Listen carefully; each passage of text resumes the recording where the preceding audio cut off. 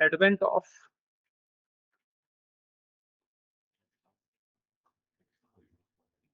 Europeans in India. Number one, reasons.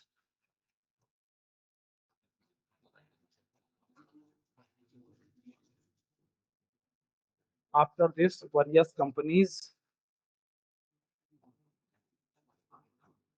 Then we will examine factories. Then contribution or impact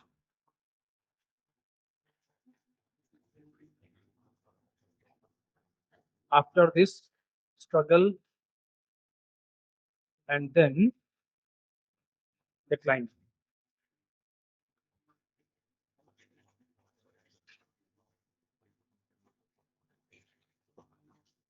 सबसे पहले चीज यहाँ पर क्या निकल के आएगी, हेडिंग करिएगा, why European companies came to India. Reasons में लिखिएगा, रीजंस में ओके, वाई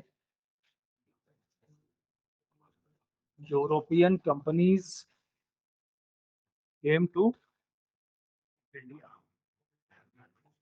भारतीय आए क्यों फिर, ठीक है।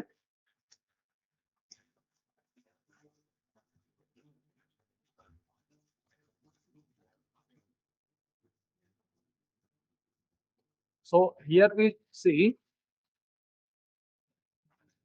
two things. Push factors will be in Europe. कहां पर होंगे, यूरोप में होंगे।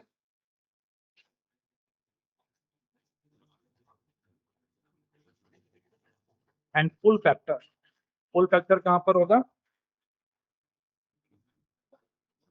बहुत आसान है ये, पुश फैक्टर पुल फैक्टर बहुत इजी है। आप पटना में रहते हो, आपका मन नहीं लग रहा, पटना में नहीं रहना, कहीं और जाना है, मुझे चेन्नई जाना है, बेंगलोर जाना है, पुणे जाना है, राइट। तो कोई वजह होगी ना यहाँ से निकलने की, और कोई वजह होगी वहां जाने की। अब जो रीजन है यहाँ से निकलने का, वो क्या है, तुम्हारा पुश फैक्टर, वो तुमको यहाँ से निकाल रहा है, हटो यहाँ से। और कुछ है वहां पर जो तुम्हें वहां पे क्या कर रहा है, खींच रहा है, तो वो क्या हो जाएगा, पुल फैक्टर। एकदम सिंपल, समझ रहे हैं इस बात को। तो यूरोप में कुछ हो रहा होगा जो कि मजबूर कर रहा है कि तुम यहाँ से जाओ, इंडिया में कुछ होगा जो उन्हें खींच रहा होगा, इंडिया आओ। समझ रहे हैं, तो पुश फैक्टर पुल फैक्टर। सबसे पहले बात करते हैं push factors. First of all let's see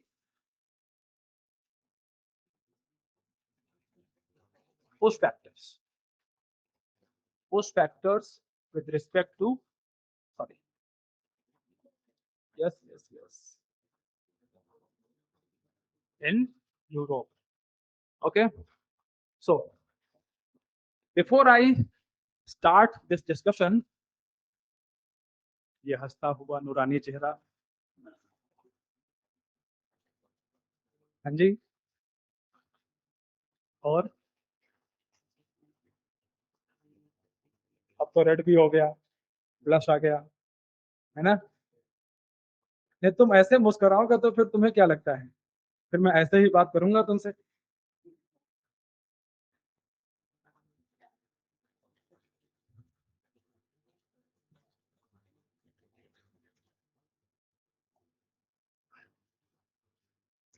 okay चले आगे। So I was telling you push factors, right, Europe में होंगे। अब यूरोप में ऐसा क्या हो गया कि उनको इंडिया आना है, उनको इंडिया आना पड़ रहा है, राइट। उसके लिए जरा हम लोग एक मैप पर निगाह डालते हैं। Hold on,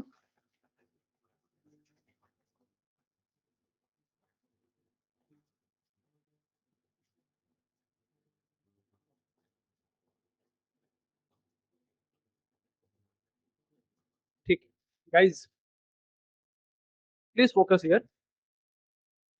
first of all I would like to tell you कि इंडिया और यूरोप के बीच में जो ट्रेड रिलेशंस है वो ऐसा नहीं है कि वास्को डी गामा आया है तो वहीं से establish. You should be very clear कि India and Europe had trade relations in ancient India as well. कहाँ से हैं? एंशियंट इंडिया से रिलेशंस, ठीक है। And India had three trade routes, तीन रास्ते थे इंडिया से यूरोप की तरफ जाने के, ठीक है। एक रास्ता जो था, आप यहाँ पर देखो, you can see here India. अब जब इंडिया हम बात कर रहे हैं एंशियंट में, मेडिवल में, और सब छोड़ दो, 15th सेंचुरी में बात करते हैं इंडिया की। सो यहाँ से एक जमीन का रास्ता है। कौन सा रास्ता है? जमीन का रास्ता है, ठीक है। और यहाँ पर हम लोग देखते हैं अनअकैडमी अब सिर्फ ऑनलाइन नहीं ऑफलाइन में भी अवेलेबल है। ऑफलाइन सेंटर हमारे दिल्ली के करोल बाग के ओल्ड राजेंद्र नगर एरिया में, जहाँ पे आपको मिलता है यूपीएससी सीएससी का इंग्लिश मीडियम बैचेस। इसके साथ साथ हम दिल्ली के ही मुखर्जी नगर एरिया में भी मौजूद हैं, जहाँ पे आपको हिंदी माध्यम के बैचेस अवेलेबल हैं। और अब हम उत्तर प्रदेश के प्रयागराज में सिविल लाइंस एरिया में भी मौजूद हैं, जहाँ पे यूपीएससी साथ साथ में यूपीपीएससी के हिंदी और इंग्लिश दोनों माध्यम के बैचेस अवेलेबल हैं। और हमारा नया सेंटर ओपन हुआ है बिहार के पटना में, जहाँ पे यूपीएससी और बीपीएससी की दोनों की तैयारी एक साथ कराई जाती है। तो अनअकैडमी में आपको मिलता है इंडिया की बेस्ट फैकल्टीज के साथ पढ़ने का मौका। साथ में आपको मिलता है dedicated CSAT and essay writing classes, 360 degree current affairs coverage with monthly magazine, 40 plus sectional and full length test of both prelims as well as mains. इसके साथ साथ रेगुलर इंटरेक्शन विद एडुकेटर्स, और मिलता है 1-to-1 mentorship with interview appeared students. So देर मत करें, जल्दी ज्वाइन करें Unacademy IAS, India's best learning platform. Thank you. ये मेडिटेरियन का रास्ता है, ये भूमध्य सागर है, मेडिटेरियन है। और यहाँ से होते हुए ईस्टर्न यूरोप की तरफ कैस्पियन से होते हुए निकल जाएंगे। कहाँ पर? यूरोप आ जाएंगे। फर्दर गाइस वी सी कि एक ये रूट है, ये है पर्शियन गल्फ, राइट। ये कौन सा एरिया है? Persian Gulf. एक और रूट है, ये रूट है, and this is what? Red sea, ठीक है। आपको लिखने की जरूरत नहीं है, ठीक है, क्योंकि यहाँ से क्वेश्चन निकलते निकलते है नहीं उतने, ठीक है। समझाना है मुझे, बैकग्राउंड देना है आपको। सो एक तो जमीन का रास्ता हो गया, और दो रास्ते कहाँ के हो गए? समंदर के हो गए, ठीक है। एक पर्शियन गल्फ हो गया, एक रेड सी से हो गया। और यहाँ से होते हुए ये एक कंट्री है यूरोप के अंदर में, और इसका नाम है इटली। क्या नाम है इसका? इटली। अच्छा, अब इंडिया से यूरोप की तरफ जाते हुए या यूरोप से इंडिया की तरफ आते हुए what we can see here कि मल्टीपल कंट्रीज आर प्रेजेंट, बहुत सारे countries in between we can see, alright. और इनसे हो करके गुड्स एंड आइटम्स ट्रेवल कर रहे हैं। अब जितने ज्यादा एरिया से आप निकलोगे वो सारे क्या लगाएंगे? टैक्स लगाएंगे, यस और नो? सबने बेनिफिट चाहिए। अल्टीमेटली क्या होगा कि जो इंडिया के जो आइटम्स है जिनकी बहुत ज्यादा डिमांड है यूरोप के अंदर में, एंड स्पेशली कौन कौन से आइटम्स है जिनकी बहुत डिमांड है यूरोप के अंदर में? So number one we all know कि स्पाइसेस है। देन वी हैव टेक्सटाइल, क्या है अपने पास में? टेक्सटाइल है, कॉटन है, alright. These two items are very important items. Although we have opium, we have gun saltpetre as well, right. आप क्या कहा आप लोगों ने? टी, चाय। चाय बेसिकली अभी हमारे यहाँ से नहीं जाएगी, वो चाइना वगैरह से जाएगी। 1850 के बाद में जो है टी प्लांटेशन लगेंगे इंडिया में, अभी नहीं है। So at this stage we have this two. और टेक्सटाइल में तो गाइस कॉटन टेक्सटाइल, तो वैरायटी ऑफ कॉटन टेक्सटाइल है हमारे पास। तो समझ रहे हैं आप कि यूरोप वालों ने तो इमेजिन भी नहीं किया है कि इतनी तरह का कॉटन भी हो सकता है, ठीक है। आप पटना में, मतलब मुझे उतना कपड़ों का आइडिया नहीं है, ठीक है, लेकिन पटना के बगल में, बिहार के बगल में बंगाल है, ढाका के एरिया है, राइट। मतलब पूरा कपड़ों का ही तो मार्केट है पूरा। समझ रहे हैं इस बात को? पूरा ईस्टर्न कोस्ट, पूरा पूर्वी तट, कपड़े ही तो कपड़े हैं, और है ही क्या इतने, मतलब वैरायटी। 10 रुपए या 100 रुपए से लेकर के 200 रुपए से लेकर के 2 लाख तक के तुम्हें कपड़े मिल जाएंगे, बताओ। समझ रहे हैं कितना आप पे कर सकते हो? तो उस टाइम पर यूरोप के अंदर में जो लोग कपड़े पहन रहे हैं, वो कपड़े कहाँ के पहन रहे हैं? मेड इन इंडिया, भारत के बने हुए कपड़े पहन रहे हैं। और मसाले तो है ही, मसालों की डिमांड तो है ही यूरोप के अंदर। सब बढ़िया चल रहा था, सब कुछ ठीक ठाक चल रहा था। In between some changes happened, कुछ बदलाव होते हैं, और उन बदलावों की वजह से यूरोपियन कंट्रीज मजबूर हो जाते हैं इंडिया के लिए एक अल्टरनेट रूट निकालने के लिए, जो इन तीनों से क्या होगा? डिफरेंट होगा, इनसे अलग होगा। ये तीन तो है, बट इन तीनों के अलावा भी कोई और रास्ता होना चाहिए। They started searching for this and the country which pioneer or pioneered this whole expedition, the country was Portugal. country कौन सा था वो? पोर्टुगल। ठीक है, पोर्टुगल को इसमें लीड मिलती है। But now the question is कि व्हाट वर द रीजंस, वो रीजंस क्या थे जिनकी वजह से ये तीनों रास्तों को छोड़ करके कुछ और अल्टरनेटिव रूट तलाशने पड़ रहे हैं यूरोपियंस को। What happened in between, in between क्या हो गया यूरोप के अंदर में? इन यूरोप एक इवेंट होती है जिसको हम लोग कहते हैं रेनेसा स्पिरिट। क्या कहते हैं इसको हम लोग? Renaissance spirit in Europe. देखो यार, एकदम आसान भाषा में समझो कि यूरोप के अंदर में कुछ थिंकर्स आते हैं और वो बोलते हैं साइंस की बात करते हैं, लॉजिक की बात करते हैं। समझ रहे हैं इस बात को? और यूरोप के अंदर में भी वही अंधविश्वास, वही सुपरस्टिशन, सारी चीजें वहां पर भी वैसे चल रही थी। जैसे अपने यहाँ राम मोहन रॉय वगैरह को देखोगे, वैसे ही यूरोप के अंदर में थिंकर्स आते हैं। समझ, एकदम इजी लैंग्वेज में यही रहता है। And because of these thinkers, Europe के अंदर में एक टाइम शुरू होता है which we call age of discoveries. क्या कहते हैं इसको हम लोग? Age of discoveries. अब एज ऑफ डिस्कवरीज में क्या हो रहा था कि यूरोप के जो नेविगेटर्स हैं और जो किंग्स हैं, किंग्स ने सपोर्ट किया नेविगेटर्स को कि दुनिया में और भी एरियाज हो सकते हैं, ढूंढो, और भी एरियाज हो सकते हैं, सर्च करो। समझ रहे हैं इस बात को? और इसमें पुर्तगाल का एक किंग है, हिज नेम वाज हेनरी, और वो चूंकि नेविगेशन में उसको बहुत इंटरेस्ट है and that's why he was known as Henry the Navigator, नाम ही पड़ गया उसका। तो वो हर साल रुपए खर्च करता है, नेविगेटर्स को बुलाता है, फंड देता है और बोलता है कि जाओ कोई नया एरिया ढूंढ के आओ। समझ रहे हैं इस बात को? और इन बिटवीन एक और इवेंट होती है, सब तो चल ही रहा है, इन बिटवीन एक और प्रॉब्लम आती है and that was the problem of fall of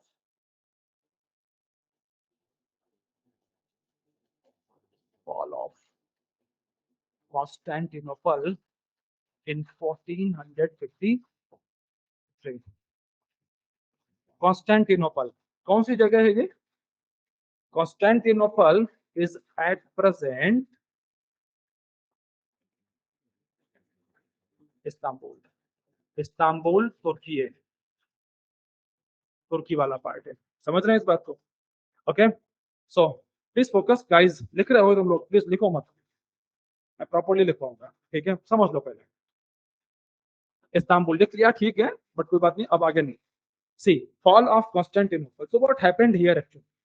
अब हुआ क्या इससे? देखो, जितना बढ़िया तुम समझोगे ना, तुम्हें रटना कम पड़ेगा। मेरा पॉइंट समझो। आप समझोगे नहीं तो it will be like this कि आप रट रहे हो बैठ, because you don't have the conceptual understanding. समझ गया ना इस बात को? तो once you have the conceptual understanding, so आपका जो रटने वाला क्या है वो क्या हो जाता है? वो रिड्यूस हो जाता है, ड्रास्टिकली कम हो जाता है। And this results in the increase, और this increases your quality of answer writing. Answer writing में आप बढ़िया कनेक्ट कर पाते हैं। So please focus here. So in map what we see here, ये जो बेल्ट है, ये वाला बेल्ट, राइट? ये बेल्ट कौन सा है? तुर्की। कौन सा बेल्ट है? तुर्की। अच्छा, जो टर्क्स हैं वो क्या फॉलो करते थे? ये इस्लाम रिलीजन फॉलो करते हैं। तो रिलीजन का भी झगड़ा इनका था ही, क्योंकि इधर कौन बैठे हुए हैं? क्रिश्चियंस बैठे हुए हैं, और ये कौन है? टर्क्स आ गए हैं इन बिटवीन। ऑलराइट, एट तुर्की का जो एरिया है ना, before the Turks, this was under the control of Roman Empire. Romans बैठे थे यहाँ पर इसी एरिया में। After Romans we see entry of Christians. Romans के बाद में कौन आता है यहाँ पर? क्रिश्चियंस आते हैं। यस, ऐसे ही हुआ है तुर्की में। एंड आफ्टर क्रिश्चियंस यहाँ पर एंट्री किसकी होती है? We see the entry of the Turks. समझ रहे हैं? रोमन्स हो गए, क्रिश्चियंस हो गए, एंड आफ्टर दिस इस्लाम आ गए। ऑलराइट, अभी बहुत सिंपल सी बात है कि Turks will try to control all the trade routes. ये अपना लेवी लगाएंगे, लेवी टैक्स, टैक्स लगाएंगे अपने। फाइन। अब जब ये टैक्स लगाएंगे, सारे रूट कंट्रोल करने की कोशिश करेंगे, वेल ऑब्वियस है कि जो आइटम्स यहाँ से निकल रहे हैं इनके प्राइसेस क्या हो जाएंगे? बढ़ जाएंगे। और यूरोपियंस का प्रॉफिट किस बात पर डिपेंड करता था? प्रॉफिट इस बात पर था, जितना आप सस्ते में खरीदोगे उतना आप महंगे में सेल कर सकते हो। समझ रहे हो? इधर सिंपल, इट्स वेरी सिंपल कि the difference of the price, alright, by at the cheapest price or lower price and sell at the higher price. The difference is the profit. समझ रहे हैं? अच्छा, लेकिन ऐसा तो हो नहीं सकता कि आप बढ़ाते जाओ प्राइसेस, लोग खरीदना बंद कर देंगे। अगर उनकी बाइंग कैपेसिटी से आगे निकल गया तो ठीक है, तुम रख लो, हम खरीदेंगे नहीं। समझ रहे हैं इस बात को? तो व्हाट विल हैपन हियर ना, कि यूरोपियंस को भी पता है कि we can not increase prices, हम ऐसा अनरेगुलेटेड प्राइसेस को नहीं बढ़ा सकते, एकदम लगातार बढ़ाते जा रहे हैं, बढ़ाते जा रहे हैं, we can not do this. Alright, so what we see here, हम लोग यहाँ पर क्या देखते हैं कि पोर्टुगल है, इटली है एंड तुर्की है। यहाँ पर तुर्की इस्लाम है, ऑलराइट, एंड जब यहाँ से टैक्सेस लेवी बढ़ना शुरू होते हैं, राइट, सो यहाँ पर यूरोप में जो कंट्रीज बैठे हुए हैं, they were forced to search some new routes, कि अब तो हमें नए रूट्स इंडिया के लिए तलाशने पड़ेंगे, बाकी सब छोड़ो, ढूंढ रहे हो तो ढूंढ ही रहे, ढूंढते रहो, but India, India is very important, India ढूंढना पड़ेगा। ऑलराइट, कि इंडिया के लिए क्या कोई ऐसा रास्ता है जो इन सारे रूट क्या कर दे, बाईपास कर दे। ऑलराइट, एंड नाउ पुर्तगाल में, इन पुर्तगाल देयर वाज अ मैन, पुर्तगाल में एक बंदा था, हिज नेम वाज बार्थोलोमिया डियाज। क्या नाम था इसका? His name was, his name was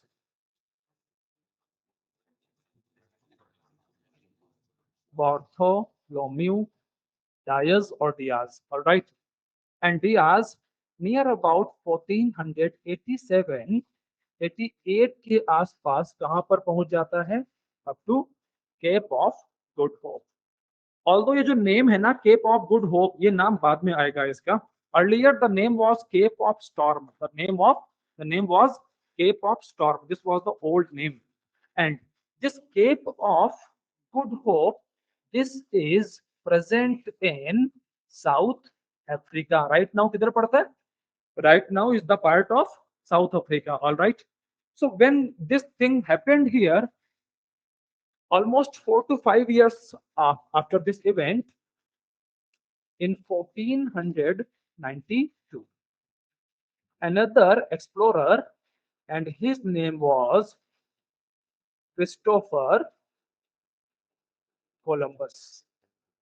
Christopher Columbus eventually reached to America. कहाँ पहुंच जाता है? America. Although this name America comes from another explorer and his name was Amerigo. All right. So what is common between Vasco da Gama and Christopher Columbus and Bartholomew Diaz? इन तीनों में common क्या है? Only one thing is common. All three were in search of a sea route from Europe to India. ये सारे India ही आना चाहते थे, समझ रहे हैं इस बात को? And Christopher Columbus got the news कि जो अर्थ है वो राउंड है। कैसा है? राउंड है। तो कोलंबस थॉट कि अगर हम वेस्ट की तरफ जाएं तो घूम करके अगर सर्कुलर है तो किधर आएंगे? ईस्ट की तरफ ही आ जाएंगे। पर इसने ये नहीं सोचा कि रास्ते में कोई और जगह भी तो हो सकती है, ये इतना नहीं सोचा। तो फंडामेंटल थिंग है ना, तो सोचा, मिस कर गया वो। So when he reached to America, जो आज का नॉर्दर्न पार्ट ऑफ अमेरिका है, नॉर्थ अमेरिका वाला पार्ट है, when he reached over there, तो he thought this is India, यही इंडिया है। एंड दैट्स व्हाई जो वहां के नेटिव्स हैं उनको इसने क्या बुलाया? Red Indians.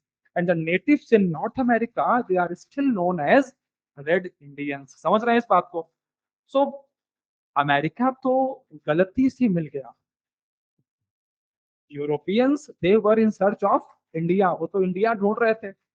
By chance they ended up searching America. Alright, and जो क्रिस्टोफर कोलंबस है, ही डाइड इवन, उसको पता ही नहीं चला कि वो जहां जाता है वो इंडिया नहीं है। ऑलराइट, लेकिन सोना चांदी वो भी लेकर के आ रहा था। और आप सभी लोग जानते हैं कि जो क्लाइमेटिक कंडीशंस हैं कैरेबियंस के आसपास की, वहां स्पाइसेस वगैरह का प्रोडक्शन भी होता है, तो मसाले भी उसको मिल जा रहे थे। तो देवर लाइक दिस कि हमारे पास इंडिया है, हम जानते हैं इंडिया को। ऑलराइट, खैर, तो इनका चल रहा है, चलने दीजिए। बार्थोलोमिया डियाज यहां तक पहुंचा था, एंड इसके बाद में what happened here, Bartolomeu Diaz ने सारी इंफॉर्मेशन पास करी जो अमेरिका में जो एक्सप्लोरर थे उन सबको, and one such explorer who believed in him कि ये सही बोल रहा है, इसकी बातें एक हद तक ठीक हो सकती हैं, and the man was Vasco da Gama. कौन था ये? Vasco da Gama.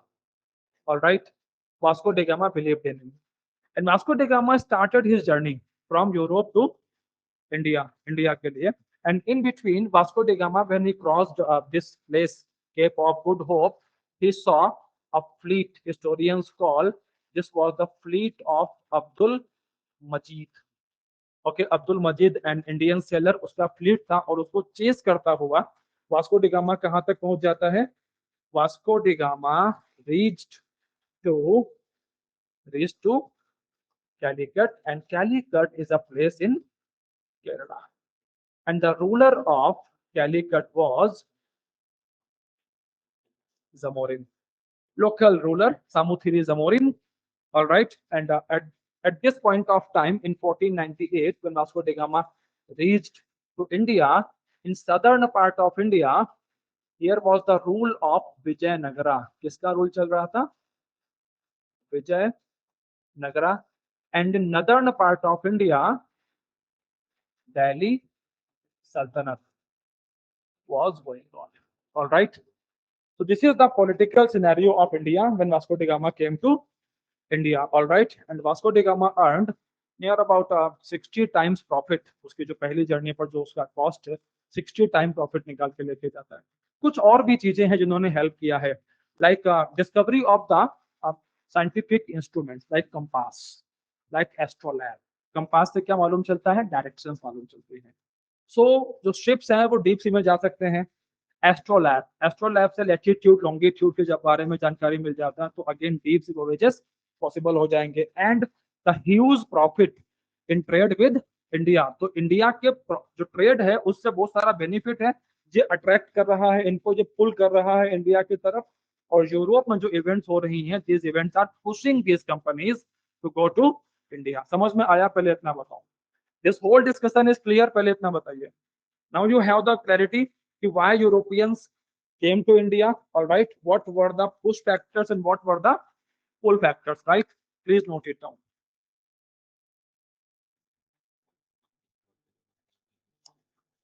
So push factors में add करिएगा, number 1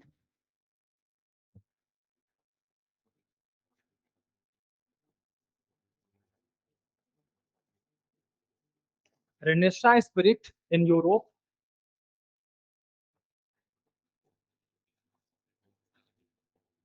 Renaissance spirit in Europe. Then age of discoveries.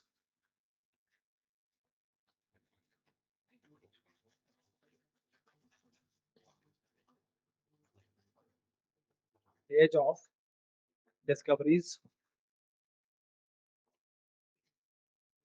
Under this age of discoveries, please add example. Role of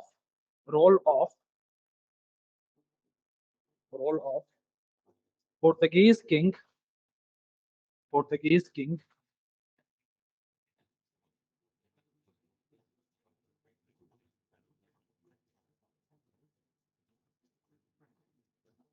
Henry the Navigator. Role of Portuguese king Henry the Navigator.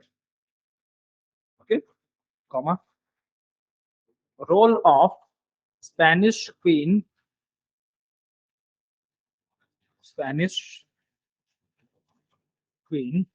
Isabella. Role of Spanish queen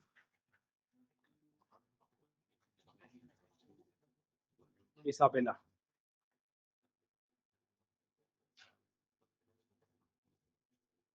Okay.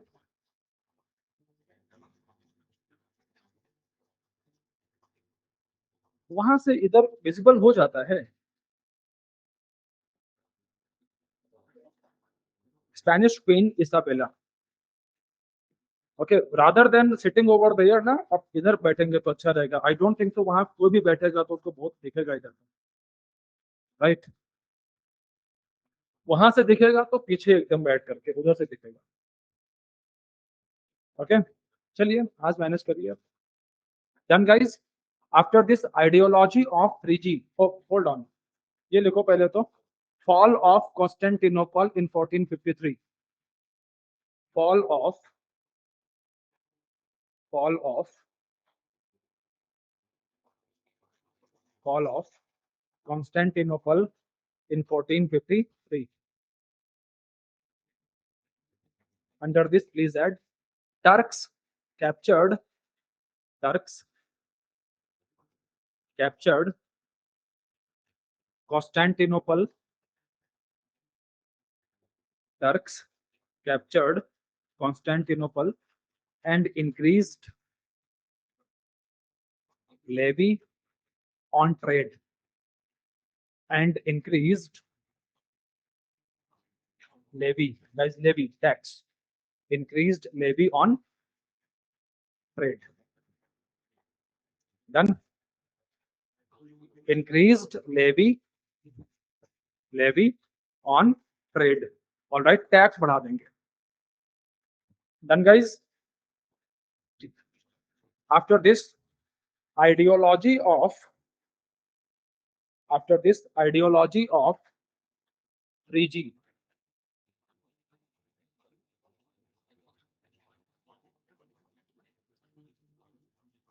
ideology of 3G, this means gold, God and a glory.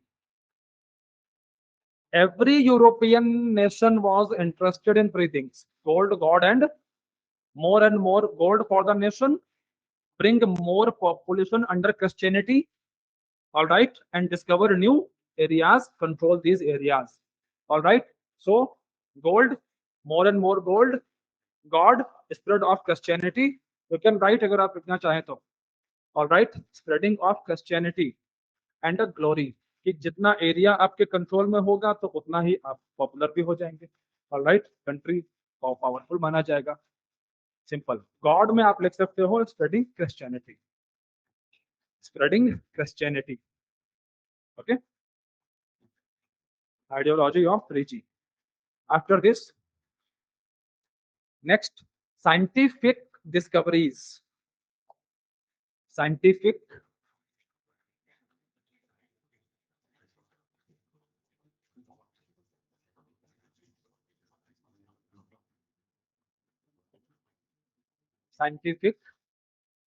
discoveries. For example, compass and the astrolabe, etc. Compass and astrolabe. Compass for the direction and astrolabe का use किधर होता है?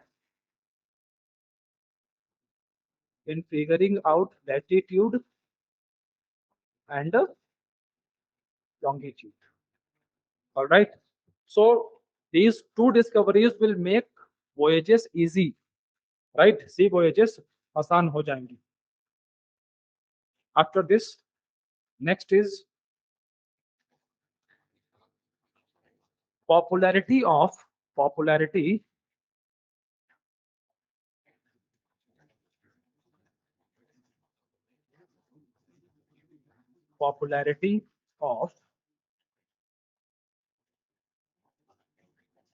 mercantilism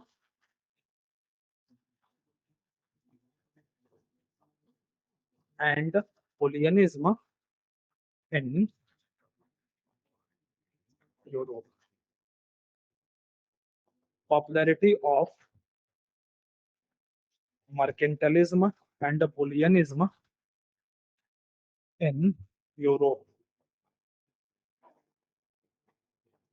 Now we have two terms, mercantilism and Polianism. Simple one-liners for APSC. All right, what is mercantilism? One line में define कर देगा, identify करो. All right. So what is mercantilism? Please add. What is mercantilism? Buying items at lower price, and selling at higher. Buying items at lower price and selling at higher price. है तुम्हारे पास?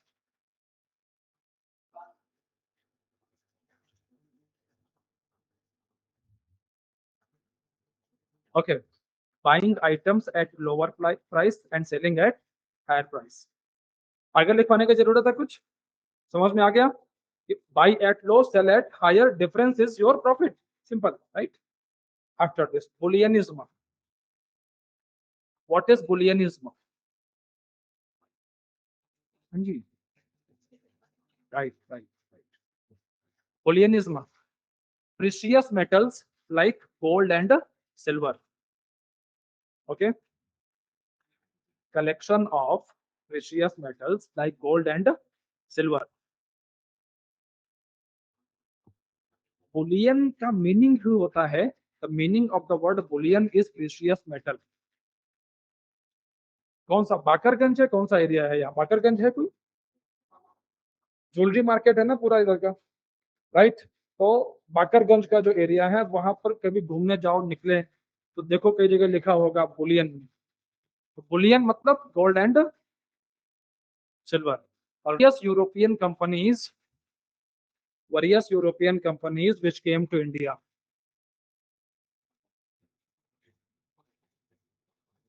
Various European companies which came to India, and the first will be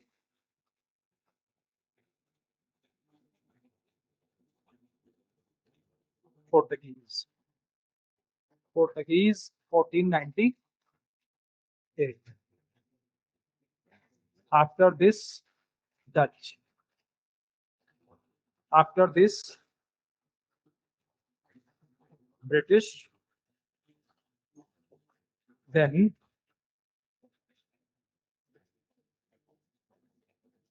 Danish. Then French.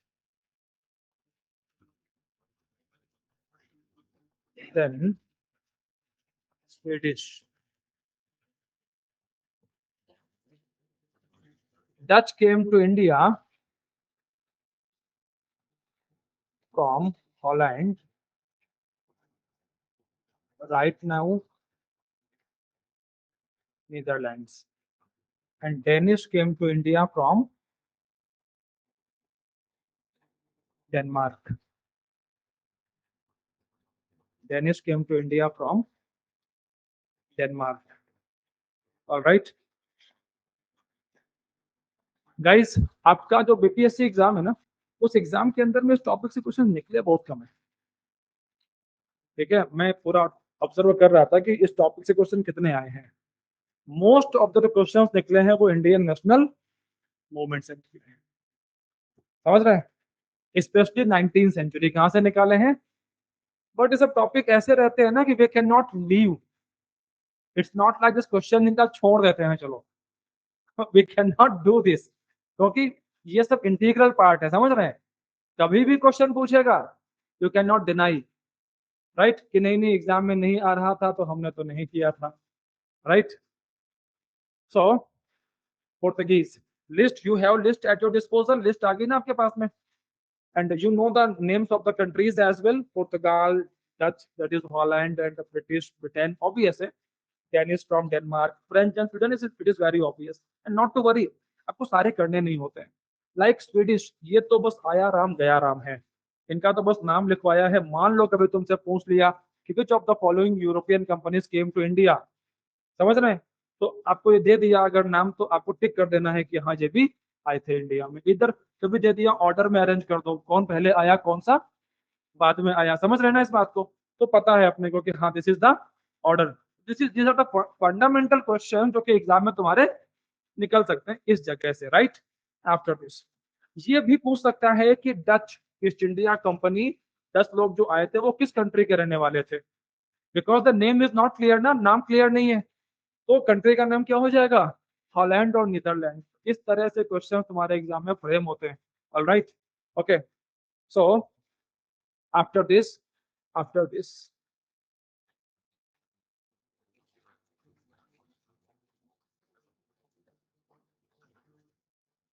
Portuguese. Okay,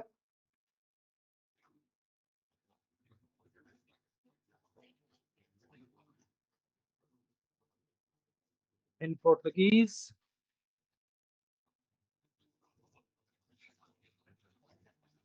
early campaign,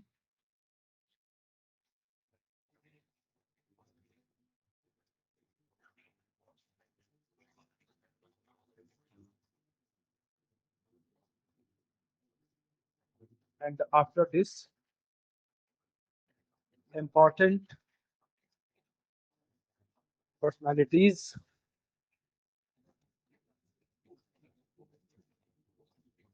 factories,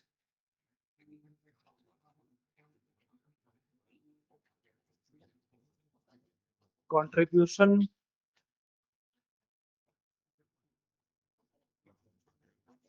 personalities, important personalities,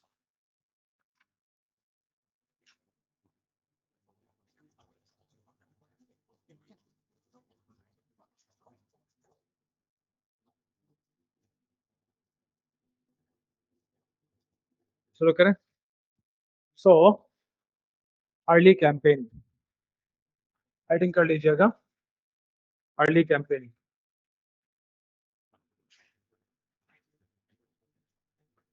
Okay,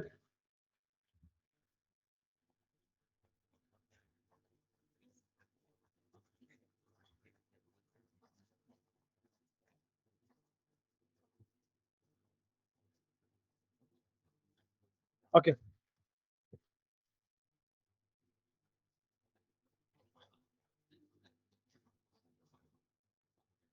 In early campaigns, please add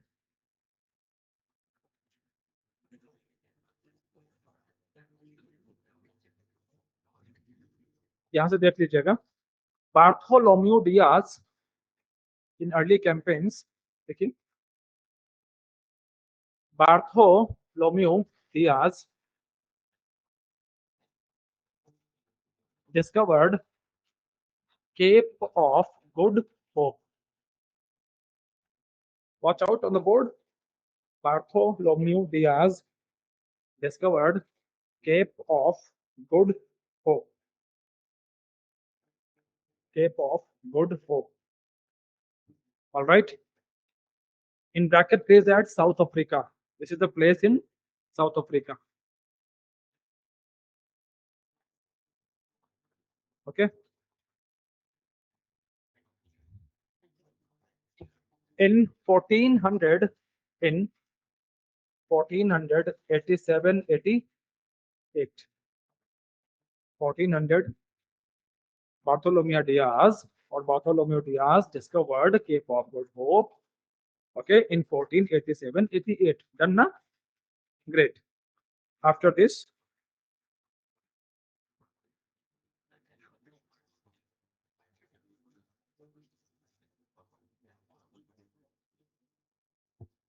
in 1492,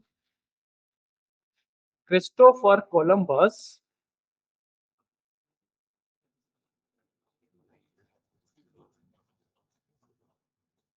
in 1492, Christopher Columbus reached to America.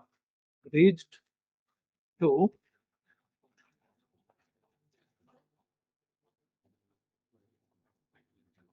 America. All right. Although America name, although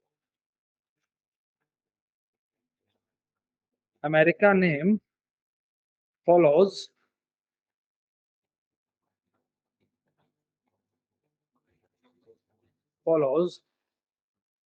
America name follows Amerigo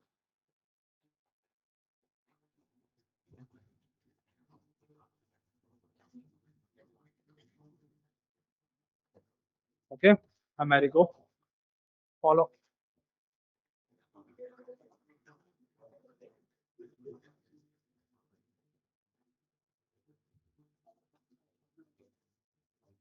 कोई बात नहीं। एक speaker किधर लगा है? Speaker इधर, अच्छा उधर लगा है, ठीक है। डन गाइस, इस लाइन का मतलब समझ में आया ना?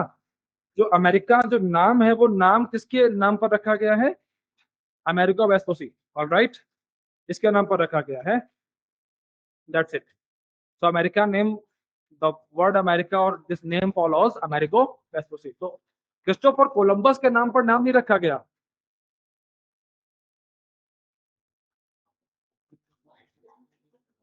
सब यार वैसे ही सुबह से लेकर के ना ये बारिश ने दिमाग खराब कर रखा है, ठीक है। तुम लोग ऊपर से और क्या कह रहा था?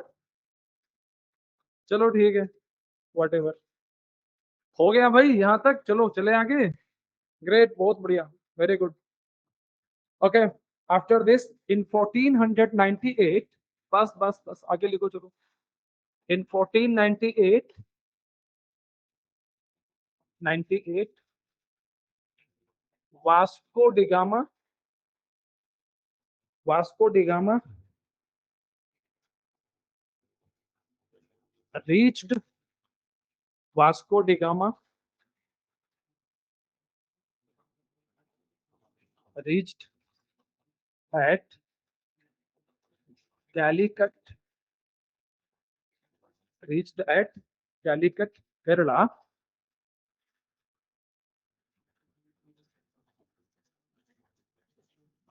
following fleet of Abdul Majid, following fleet of Abdul Majid. Okay, then Vasco da Gama came to India with, yes, next line, Vasco da Gama came to India with ships named Sao Gabriel, Sao Gabriel, San Maria, etc. Vasco da Gama came to India with ships Sao Gabriel, San Maria,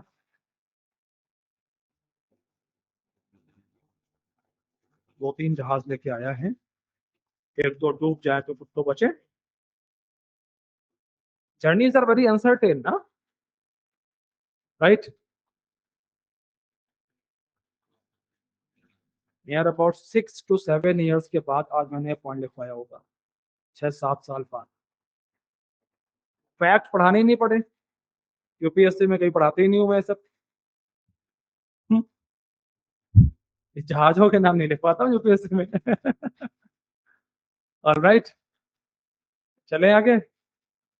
अब लिखवाऊंगा इधर UPSC में, Hector भी आएगा, एक और जहाज आएगा, HS Rajputana भी आएगा, सारे जहाज तुमको लिखवाऊंगा, तुमको भी 5-6 जहाज करवा दूंगा इसमें मैं। ऑलराइट, हो गया।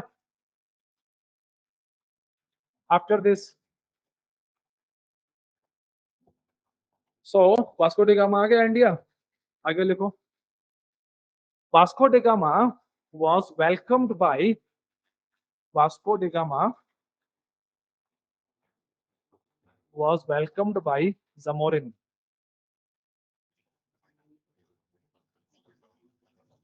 local ruler of Calicut,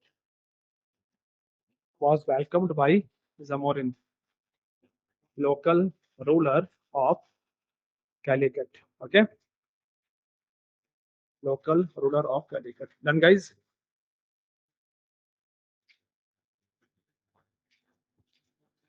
The word Calicut comes from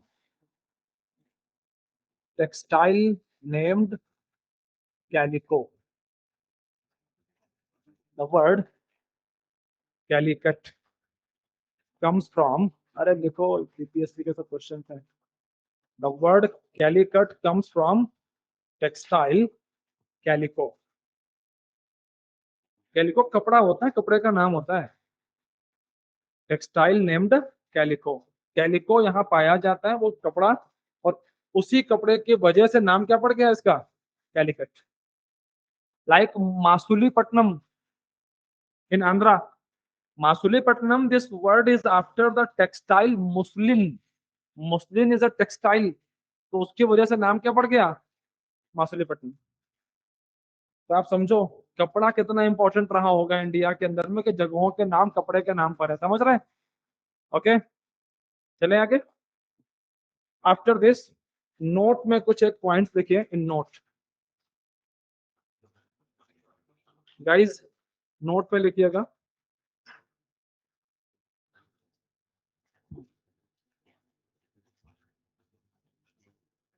in 1498, in 1498,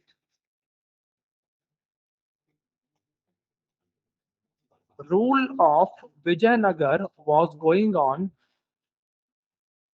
rule of Vijayanagar was going on in South India,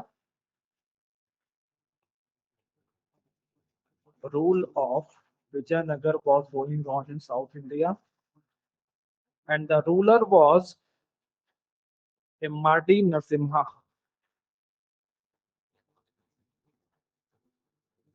And in North India, Immadi Narasimha. Okay. In North India, rule of Delhi Sultanate was going on in North India. Rule of Delhi Sultanate was going on, and the ruler was Sikandar Lodi. And the ruler was Sikandar Lodi. अच्छा, कोई आपसे अगर पूछ ले, when Vasco da Gama came to India in Delhi Sultanate, which dynasty was going on? What will be your answer? So it is well obvious. This is name of dynasty, Lodi dynasty. All right, dynasty. In medieval Indian history पढ़ते भी हैं आप लोग 5 dynasties, तो वहां पर भी दिखता है। एग्जाम का सिंपल क्वेश्चन है, when Vasco da Gama came to India, who was the ruler in Delhi सल्तनत? सिंपल, 4 ऑप्शंस, 5 ऑप्शंस, बता दो। इसमें तो ऐसे भी कर सकता है, who were the rulers in north India, south India, और दो दो के पेयर बना देगा, और लास्ट में लिख देगा मोर देन वन। ऐसे भी कर सकता है, गेम कर देता है ना कई बार, चलो ABCD ऊपर दो, दो सही है, एक नहीं सही है, आ जाओ। समझ रहे हैं? तो ये क्वेश्चन से जहां से बन सकते हैं ऐसी चीजें। After this, after this, after early campaigns, guys, make the heading, make the heading important, important,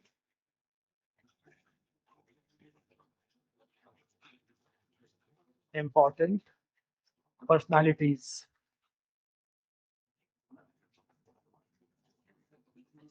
important personalities. Number 1, Vasco da Gama. Important personalities. Number 1, Vasco da Gama. Add in Vasco da Gama. He discovered sea route from Europe to India. He discovered sea route from Europe to India. Europe to India. Okay. Next, he came to India 3 times or thrice. He came to India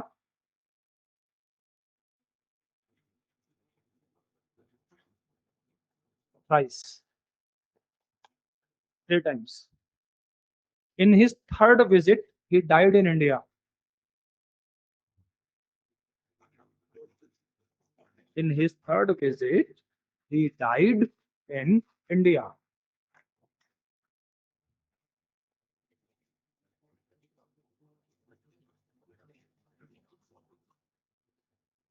Done? Okay.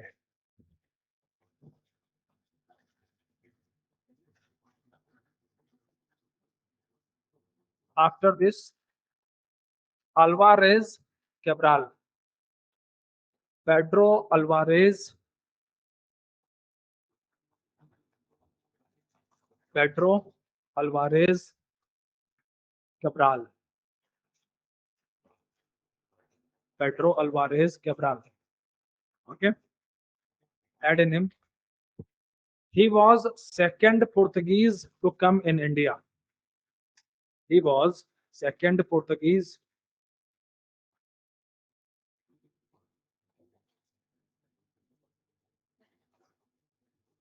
to come in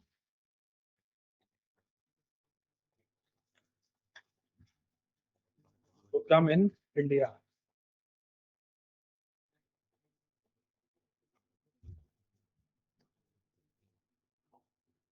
Done. Okay.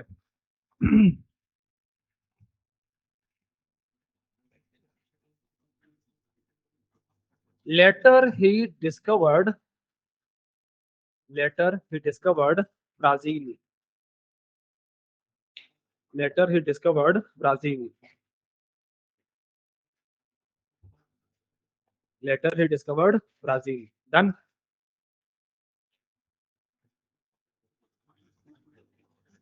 Next personality, Francisco Almeida. Next personality is Francisco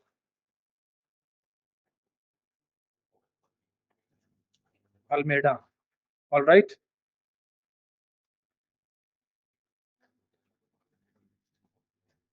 time add करिएगा Almeida का. Almeida was first governor. Time इसीलिए लिखवा रहा हूं मैं इसका. Almeida was first governor of Portuguese territory in India. Almeida was first governor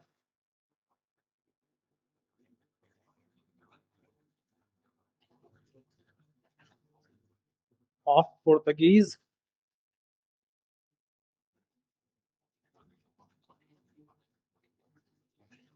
territory in India. All right.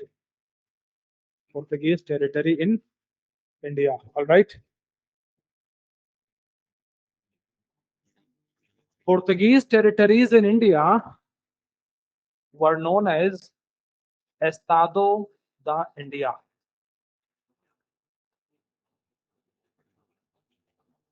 Portuguese territory in India was known as Estado da India.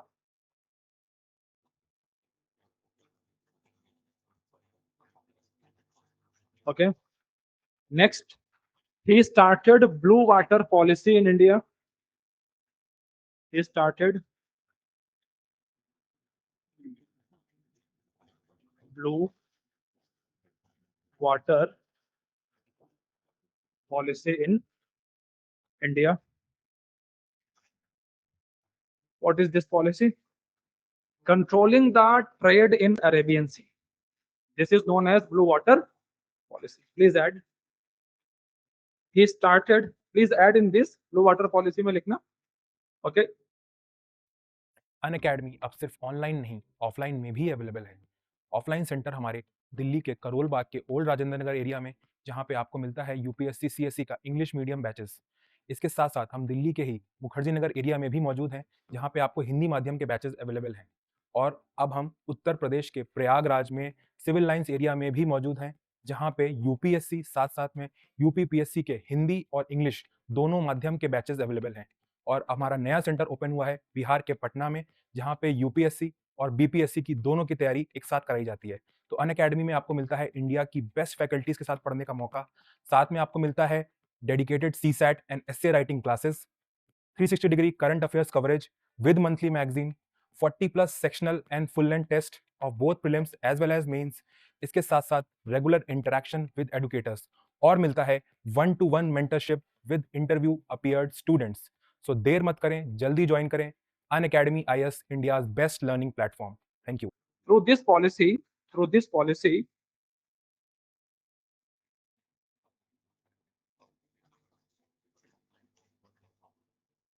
okay, through this policy, he tried to control trade in Arabian Sea. Through this policy, he tried to control trade in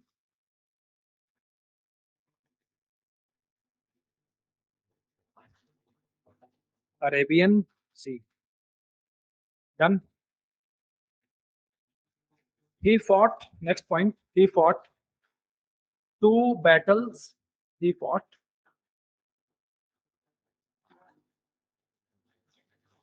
two battles in India.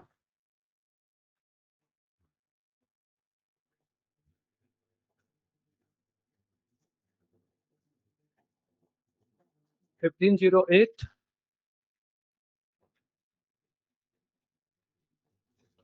Battle of Chaul. This is a place in Maharashtra. In this battle, armies of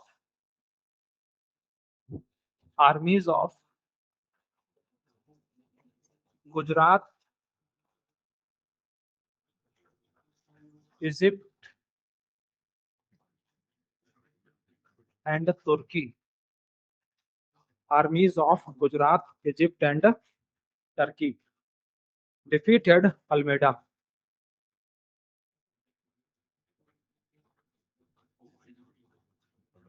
Armies of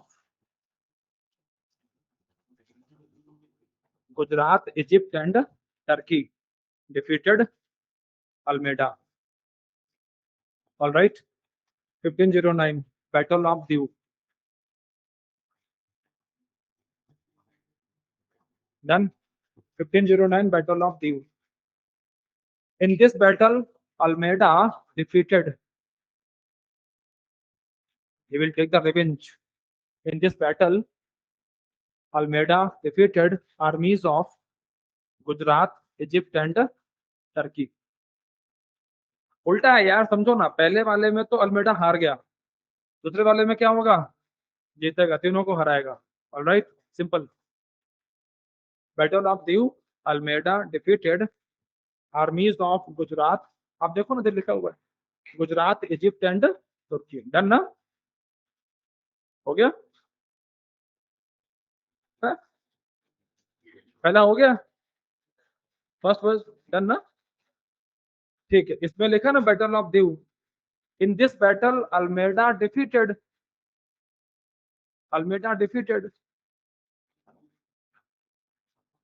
armies of Gujarat, Egypt, and Turkey. Khatam. Now you should know why these battles happened. युद्ध हुए ही क्यों? Yes or no? And the answer is trade rivalry. Answer क्या है इसका? Reason behind these battles was trade rivalry. लिखना चाहते हैं कहीं पर लिख सकते हैं, reason behind these battles was trade rivalry. व्यापारिक दुश्मनी, competition, trade rivalry. All right. See,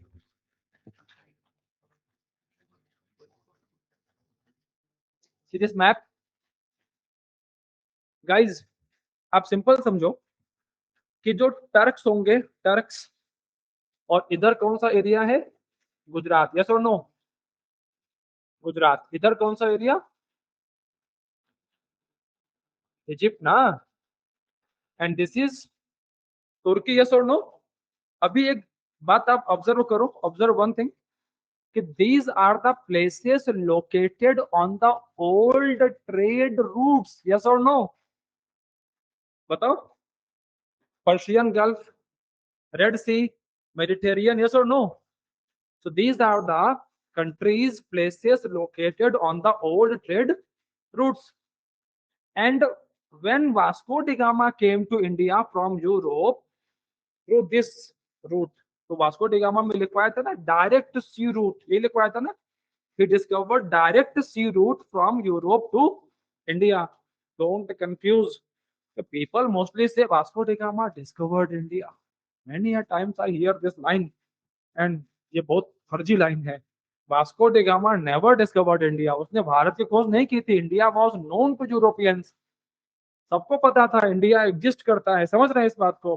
तो Vasco da gamma technically what he did, वो सिर्फ रास्ता उसने एक नया तलाश लिया है कि ये भी एक रूट है, एग्जिस्ट करता है. Alright.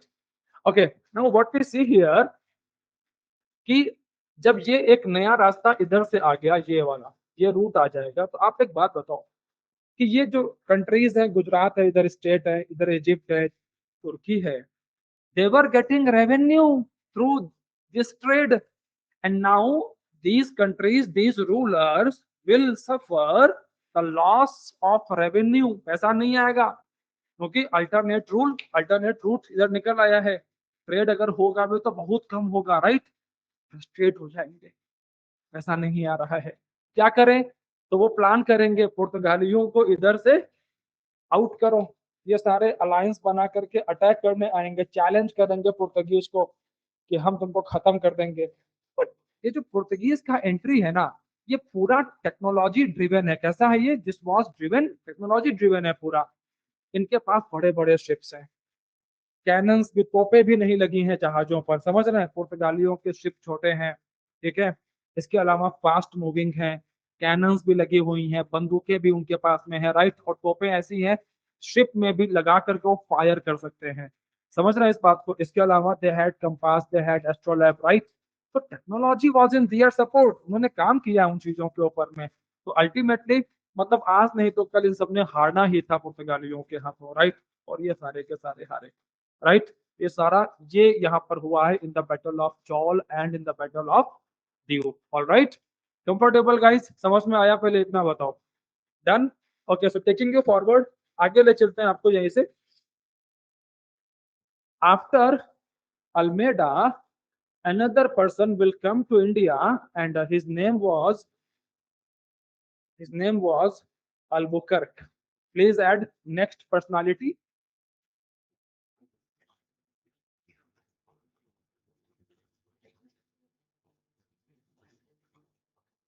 Albuquerque.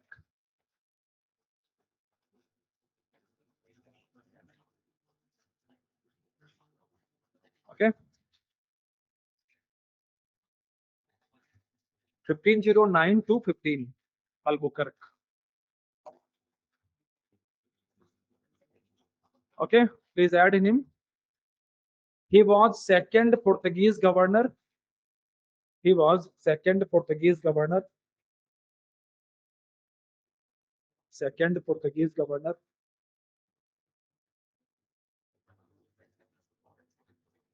Next, he was real founder of Portuguese power in India. He was real founder of Portuguese power in India. Real founder of Portuguese power in India. Real. Please underline this as well. Real founder. Okay. After this, he captured Goa from Yusuf Adil Shah in 1510. He captured Goa from Yusuf Adil Shah. Yusuf Adil Shah of Bijapur.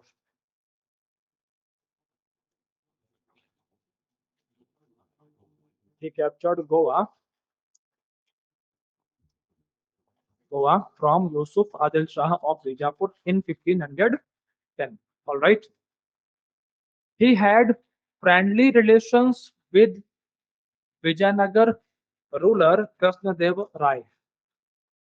He had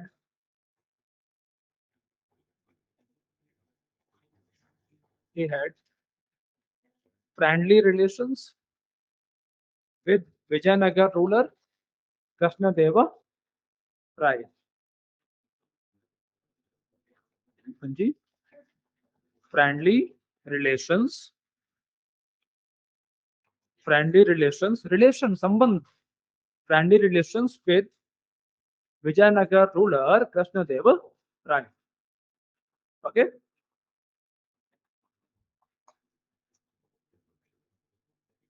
Okay. After this, he prohibited sati practice in Goa. He prohibited sati practice in Goa.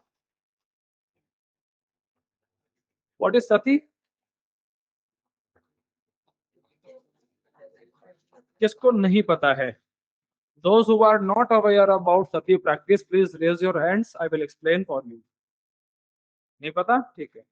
एक नाम आया और कोई पता है आपको what is sati practice? Just please. This is not the way to answer.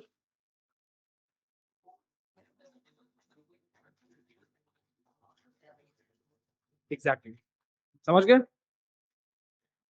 Husband की death होने के बाद में जो वाइफ होगी, वाइफ भी हस्बैंड की डेड बॉडी के साथ में जल जाती थी, और अगर उसका जलने का मन नहीं किया तो लोग जला देते थे. And this is known as sati. फिर उसको बोलते थे कि देखो वो सती हो गई. समझ रहे हैं? तो ये सब चलता था, राइट. एंड इसका बड़ा सेंसिटिव डिस्क्रिप्शन किया है एक फॉरेन ट्रेवलर ने. And the foreign traveller was Ibn Battuta. Ibn Battuta came to India during the reign of Muhammad bin Tughlaq, and his book Rehla. रेला में वो लिखता है कि उसने एक सती, एक लेडी को जलते हुए देखा, और कैसे उन्होंने एनसीईआरटी में दे रखा है मेरे हिसाब से कहीं पर. ठीक है, ये पूरा राइट. ओके. तो ये है सती प्रैक्टिस. आफ्टर दिस आगे लिखिएगा, he promoted, next point in Albuquerque, he promoted intermarriage. He promoted or encouraged intermarriage between Portuguese men and Indian women. Intermarriage between Portuguese men and Indian women.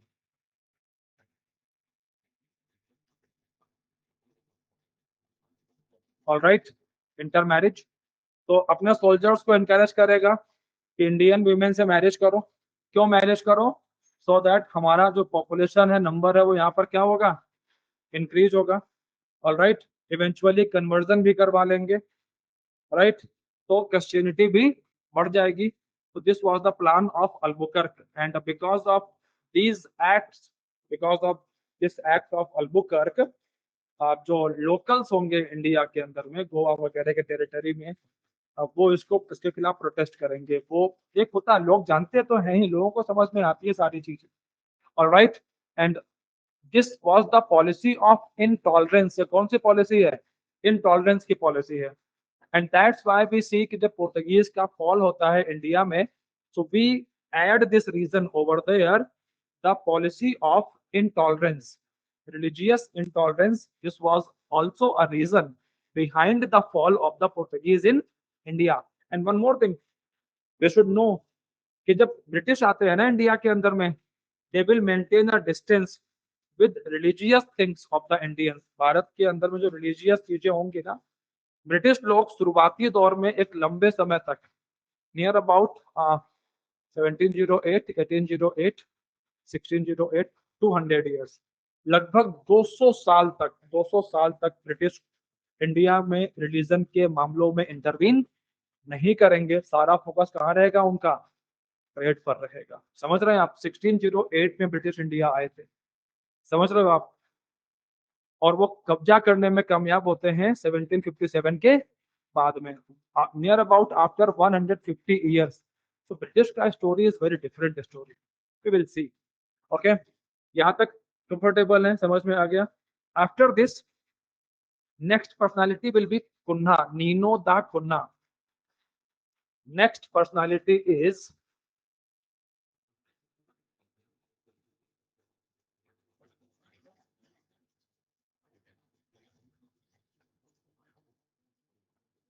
Nino da, सी के दोनों चलेगा। Alright, add करिए इनको ना। 1529 to 1538, Nino दा कुन्ना 1529 to 38, 29 to 38। Done. क्या हो गया, क्या हो गया, कोई बात नहीं, 38 कर लो यार। कितना मजा आता है जब सामने वाले के गलती हमें दिख गई।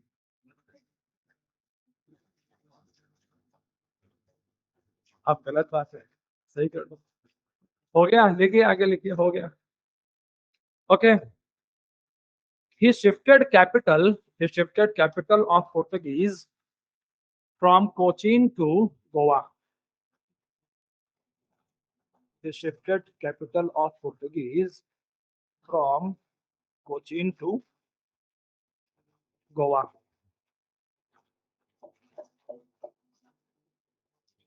Okay. Yes. Done, guys. After this, he got Daman and Diu from.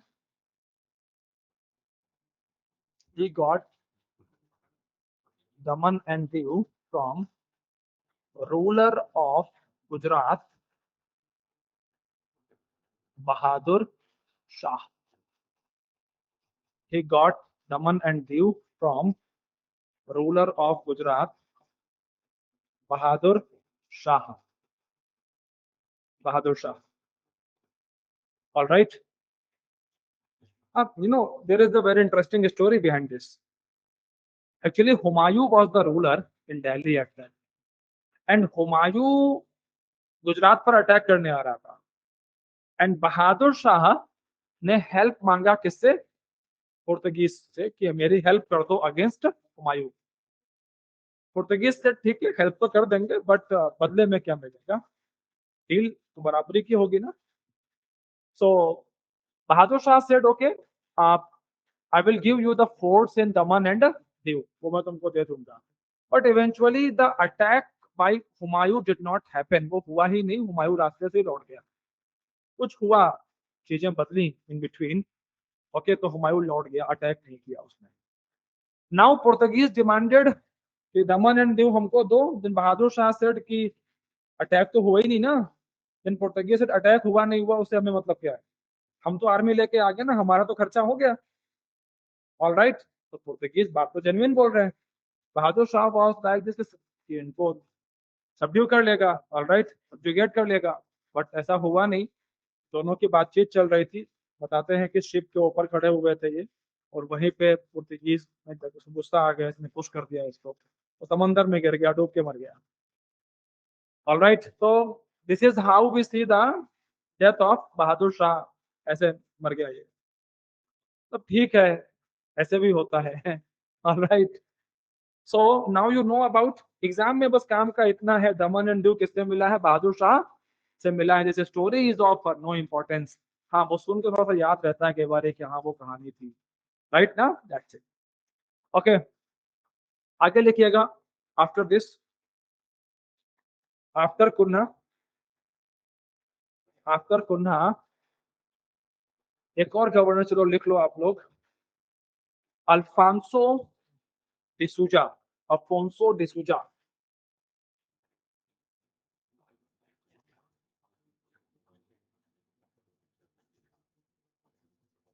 Afonso D'Souza 1400 1542 से 1542 से 45।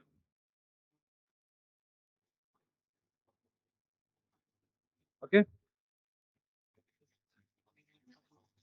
he introduced Afonso variety of mango in India. अरे एक वैरायटी होता है मैंगो का, महाराष्ट्र वगैरह मिलता है, अल्फोंसो, अल्फोंसो बुलाते हैं हम लोग। तो ये सारे ऐसे ध्यान रखना, सारे मैंगो नहीं। इफ यू आर थिंकिंग सारे मैंगो मतलब मैंगो इंडिया में लाया, ये ऐसे नहीं है। Mango is indigenous species, indigenous fruit है मैंगो, भारत का है। बट ये जो वैरायटी है ना अल्फोंसो और अल्फोंसो, वो कौन लेकर के आया है? This man D'Souza. Please that he introduced Alphonso और Alphonso variety of mango, Alphonso variety of mango in India. Alright, क्या हो गया? Alphonso variety of mango in India, खत्म हो गया, लिख लिया ना। After this famous famous Saint Francis